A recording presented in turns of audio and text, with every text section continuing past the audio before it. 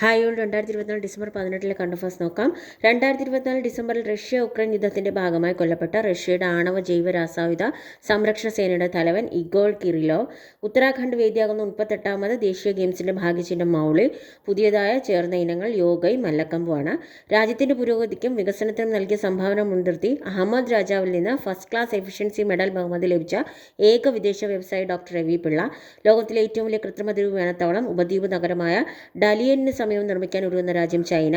കർഷക സുരക്ഷ വർദ്ധിപ്പിക്കുന്നതിനുള്ള ഇന്ത്യയുടെ ആദ്യത്തെ തദ്ദേശീയ കീടനാശിനി വിരുദ്ധ ബോഡി സ്യൂട്ട് കിസാൻ കവച്. 2024 കേന്ദ്ര സാഹിത്യ അക്കാദമി പുരസ്കാരം കെ ജയകുമാറിന്. കവിത പിങ്കള കേഷ്ണി.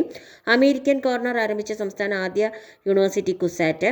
കാർഷിക മേഖലയിൽ മികച്ച പ്രവർത്തനങ്ങൾ നടത്തുന്ന തദ്ദേശ സ്ഥാപനത്തിലുള്ള സി അച്യുതമേനോൻ സ്മാരക പുരസ്കാരം നേടിയത് വൈക്കം ബ്ലോക്ക് പഞ്ചായത്ത്.